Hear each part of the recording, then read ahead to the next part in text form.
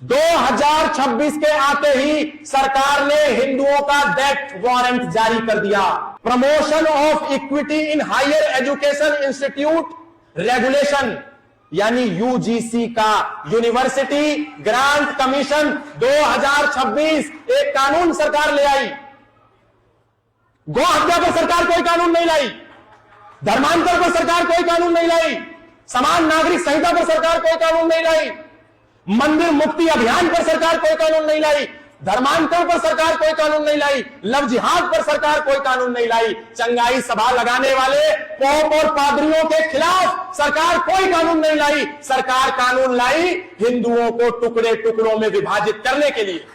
और ये यूजीसी का 2026 का एक्ट वही है। पहले एक कानून था एससी एसटी एक्ट, जो हिंदुओं में और एससी एसटी समुदाय में, एससी एसटी जो हिंदू ही है, हिंदू से अलग नहीं है, लेकिन हिंदुओं को अलग करने के लिए एससी एसटी से एक कानून बना दिया। उसका परिणाम यह हुआ कि हिंदू समाज में एससी और एसटी निकल करके कहने लगे कि हमको यदि किसी ने किसी कारण से भी कुछ कहा और नहीं भी कुछ कहा, लेकिन अगर हम उससे नाराज हो जाएंगे, हमें खुंदक निकालनी होगी, किसी और विषय पे हमको बदला लेना होगा, तो एससी और एसटी को आधार बना करके हम जनरल लोगों को, ब्राह्मणों को, क्षत्रियों को, वैश्यों को हम जेल की सलाखों के पीछे झूठा आरोप लगा करके भेज सकते हैं। उसी काम को पुनः दोहराया गया। एससी एसटी और ओबीसी को हिंदुओं से अलग खड़ा करके उसके विरोध में खड़ा कर दिया। यानी अब किसी भी विश्वविद्यालय में, किसी भी इंस्टीट्यूट में भाई साहब कह रहे हैं एससी एसटी के लोग बैठे हैं, तो क्या एससी एसटी के लोग हिंदू नहीं है क्या? अरे एससी एसटी के लोग तो ज्यादा हिंदू हैं, क्योंकि जब जब हिंदुओं पर आंच आई तो एससी एसटी ने बचाया। बिजनेसमैन ने पैसा दिया, क्षत्रियों ने लड़ाइयां लड़ी, लेकिन एससी एसटी के लोग वॉरियर बनकर के खड़े हुए थे। आज हमको लगता है कि एससी एसटी के लोग नाराज ना हो जाएं। कोई नाराज होने वाला नहीं है। वही नाराज होने वाला है जिसको झूठी राजनीति की रोटियां सेकनी है। एससी एसटी को तो जानबूझ करके हिंदुओं से लड़ाने के लिए ये झूठे कानून बनाए जा रहे हैं। सरकार लड़ाना चाहती है, कोई भी सरकार हो, मैं किसी पार्टी विशेष की बात नहीं करना चाहता, लेकिन सरकारें सत्ताजीवी होती हैं, नोटजीवी होती हैं, वोटजीवी होती हैं। इसलिए उनको जहां भी दिखता है हमारा वोट बैंक होगा, वो इस तरह के झूठे प्रपंच रचती हैं। हमारा उद्देश्य केवल इतना है कि एससी हो, एसटी हो, ओबीसी हो, वो भी सनातनी है। अगर एक्ट लेकर के आना था तो ये लेकर के आना था कि किसी भी विश्वविद्यालय में किसी भी व्यक्ति के साथ किसी भी आधार पर यदि कोई भेदभाव होगा, यदि कोई ऊंच नीच होगी, यदि कोई डिस्क्रिमिनेशन होगा, यदि कोई पक्षपात होगा, तो उसको दंड दिया जाएगा। लेकिन सरकार ने ऐसा नहीं किया। उन्होंने कहा यदि किसी एससी एसटी या ओबीसी के साथ होगा तो उसे दंड दिया जाएगा। छुआछूत, भेदभाव, ऊंच नीच, डिस्क्रिमिनेशन, बाइसनेस, पक्षपात किसी के भी साथ हो सकता है। आरोपी भी कोई भी हो सकता है, शिकार भी कोई भी हो सकता है। जाति देख करके कभी कोई आरोपी नहीं होता। पाल घर में जब उन दो लोगों को मारा गया निहत्था बिना किसी कारण के, तो वो एससी एसटी ओबीसी देख करके नहीं मारा गया, वो ये देख करके मारा गया कि ये भगवा वेश में दो साधु हैं, इनको मारो। पहलगाम में जब लोगों को मारा गया तो ये देख करके नहीं मारा गया कि एससी एसटी ओबीसी आए हैं, इनको छोड़ दो, लेकिन ये जो मिश्रा जी हैं, दुबे जी हैं, पांडे जी हैं, इनको मार दो।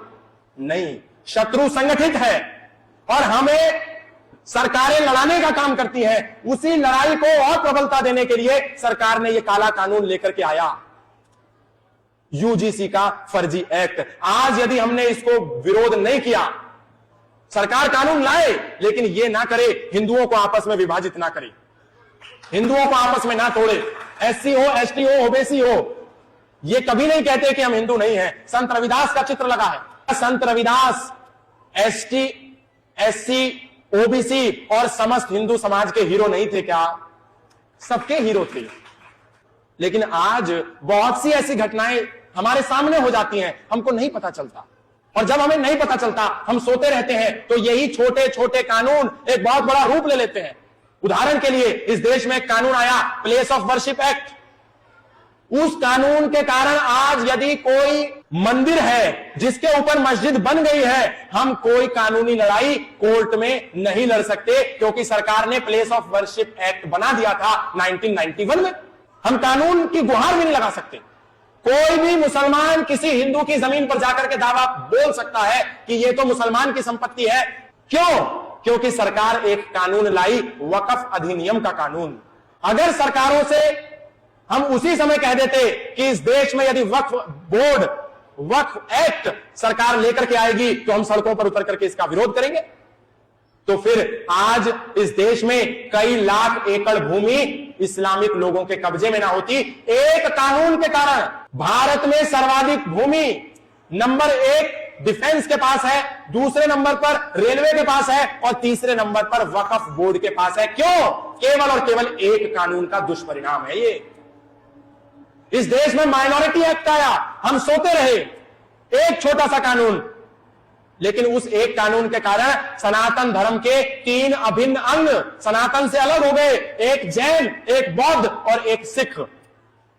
जैन, बौद्ध और सिख अलग नहीं है, सनातन धर्मी ही है, सनातनी ही है। लेकिन एक कानून माइनॉरिटी एक्ट के कारण ये तीनों सनातन के अभिन्न अंग माइनॉरिटी में चले गए, हम सोते रहे।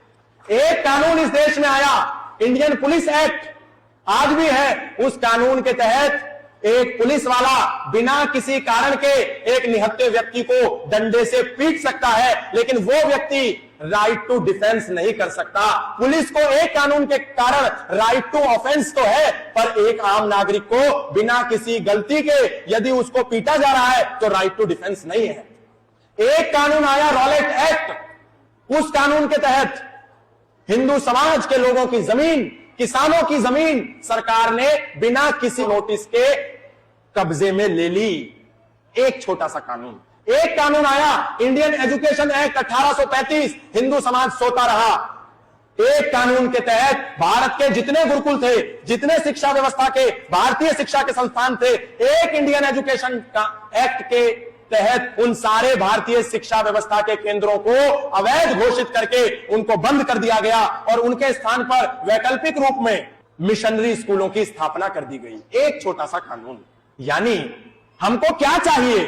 मां अपने बच्चे को तब तक दूध नहीं पिलाती जब तक बच्चा रोता नहीं है। जब सरकारों से हम मांग ही नहीं करेंगे, हमको क्या चाहिए? तो सरकारों से जो मांग करेगा, जैसी मांग करेगा, सरकारें उसको वैसा ही देंगी। जो हम डिमांड करेंगे वो सरकार देगी, लेकिन डिमांड तो करें। हिंदू समाज सरकार से कहे तो सही, सामूहिक रूप से एकता के साथ, कि भारत में गौ हत्या पर पूर्ण प्रतिबंध करो, भारत में घुसपैठ को अपराध घोषित करो, भारत में किसी पर झूठा आरोप लगाना एक जघन्य अपराध घोषित होना चाहिए, क्राइम घोषित होना चाहिए। भारत में लव जिहाद करना एक अपराध है। भारत में किसी को लालच देकर के ईसाई बनाना अगर एक अपराध की श्रेणी में आ जाएगा, कानून के तहत उसे सजा का प्रावधान होगा, तो कोई ईसाई मिशनरी भारत में किसी को चंगाई सभा लगा करके क्रिश्चियन नहीं बना सकता। लेकिन इसकी सरकार से मांग कौन करेगा? हिंदू समाज को करनी पड़ेगी। तो हमको मुखर होकर के, एकजुट होकर के, संगठित होकर के मांग करनी चाहिए कि हिंदू हिंदू, भाई भाई, जातिवाद की खत्म लड़ाई। सरकार मंच पर आकर के ना कहे वोट के लिए कि बटेंगे तो कटेंगे, लेकिन जब कानून बनाने की बात आए तो कह दे एससी अलग है, एसटी अलग है, ओबीसी अलग है। ये झूठ मत बोले, क्योंकि हम बचेंगे, एकजुट रहेंगे, एक रहेंगे तो ही सेफ रहेंगे। हिंदू सो रहा है, कुंभकर्ण भी उठ गया जब उसको पता चला मर्यादा पुरुषोत्तम श्री राम 50 किलोमीटर का पुल बांध करके लंका में घुस आए हैं। 6 महीने सोने वाला कुंभकर्ण जागा और मर्यादा पुरुषोत्तम श्री राम से लड़ रहा, रावण के साथ खड़ा हुआ, लेकिन हिंदुओं के छाती पर हिंदुओं के मौत का पर्चा जारी हो गया। हिंदू सो रहा है।